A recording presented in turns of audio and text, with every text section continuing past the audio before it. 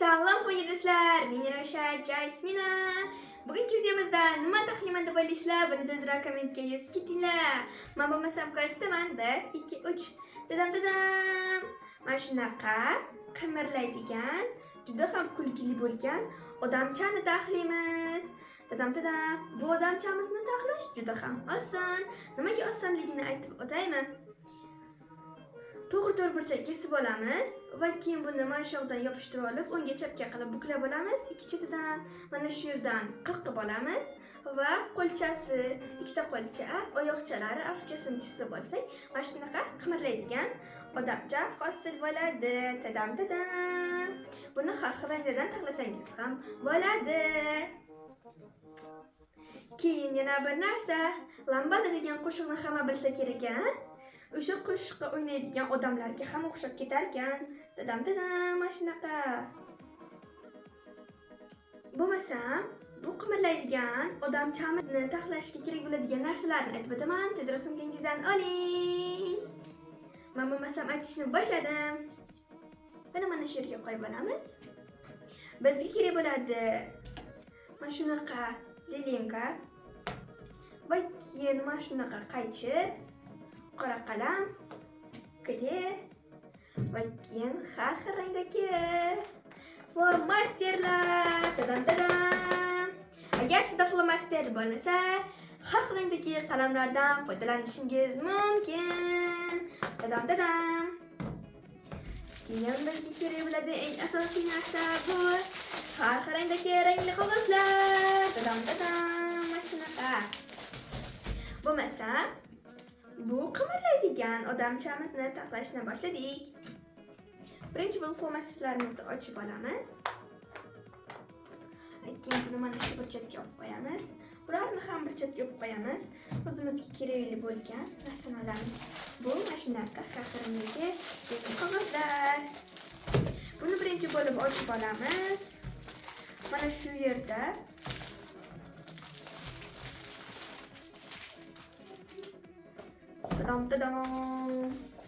bir rangli qog'ozlar bor ekan. Har xil rangdagi. Ulardan qaysi birini ishlatamiz? Siz men o'rnimda bo'lganingizda qaysi rangdan foydalangan bo'lardingiz? Buni albatta kommentga yozib keting. Xo'sh, kelinglar.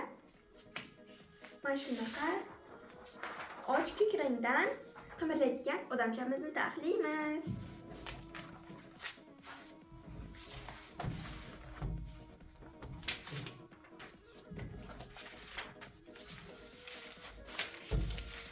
Qolganini esa burchakka qo'yamiz.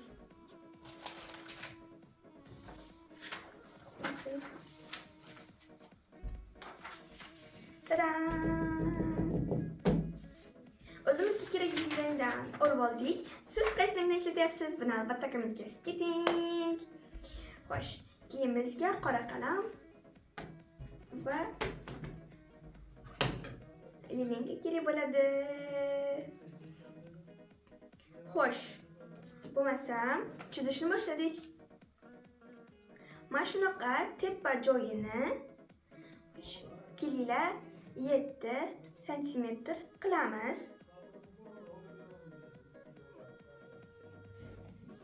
Xo'sh. Ozgina uzunroq qilishimiz kerak ekan, chunki juda ham mayda bo'lib ketdi. 8 sm qilib olamiz. Pastini esa yana mana shunday chizib olamiz.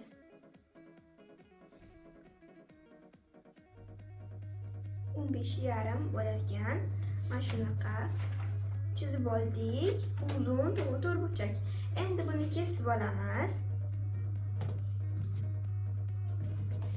Mana bu tarafi 8 sm bo'ldi, bu tarafi esa 15,5 sm bo'ldi. Xo'sh, endi buni kesib olamiz. Qaychimizni olib, tekis qilib kesib olamiz.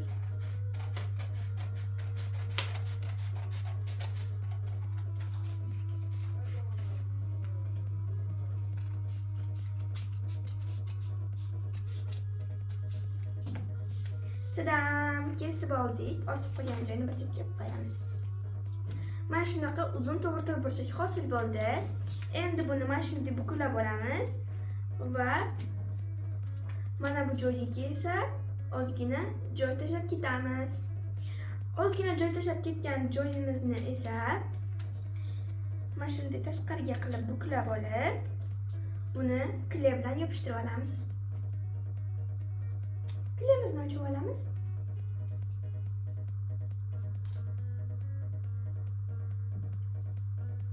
Mana kley qilib oldik. Endi buni yopishtiramiz.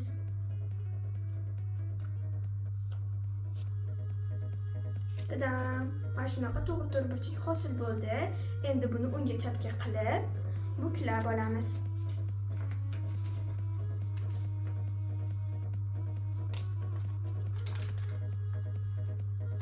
Mana shunday.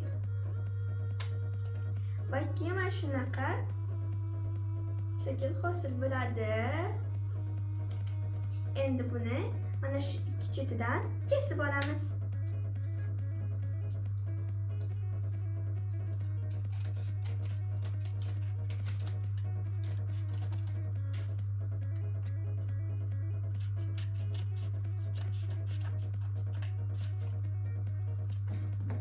Belgilab olamiz chunki adashib ketmasligimiz uchun.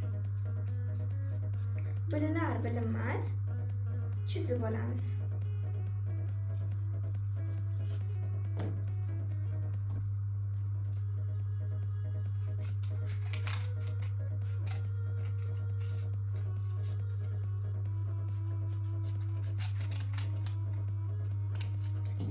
Tadam! Endi buni ikkalasini qatlab olamiz.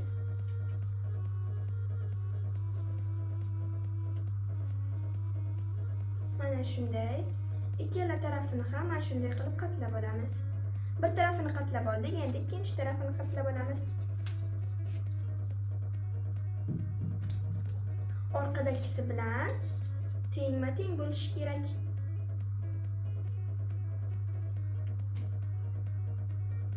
Xo'sh.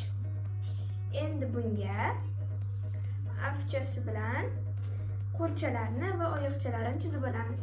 Bizga uchun qora flomaster kerak bo'ladi. Sizda flomaster bo'lmasa, qalamlardan foydalanishingiz mumkin. Xo'sh. Ko'zchasini chizib olamiz birinchi bo'lib.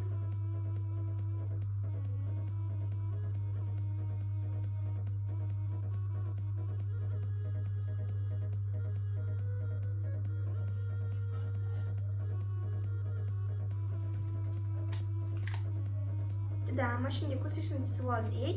Endi og'izchasini chizamiz.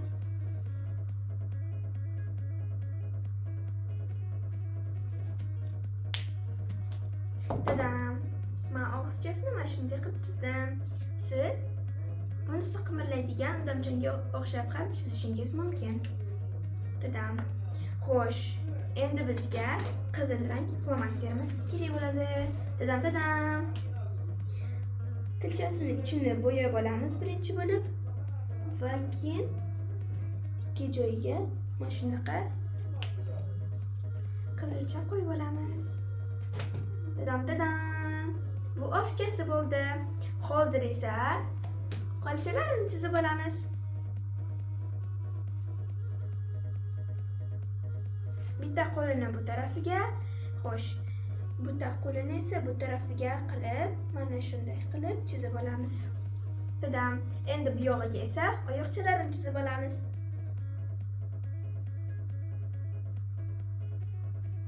Bitta to'g'ri strelka va keyin ikki tarafga yana bitta strelka qilib olamiz.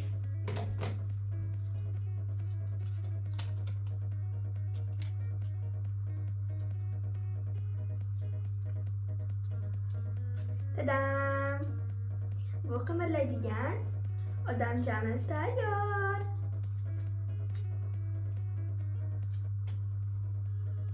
Xo'sh, endi bu yerda bitta yig'ishtirib olamiz va keyin qaysi bir kovlar chiroyli chiqqanini solishtiramiz. Kleyimizni og'zini yopib olamiz. Ularni ham bir chetga olib qo'yamiz.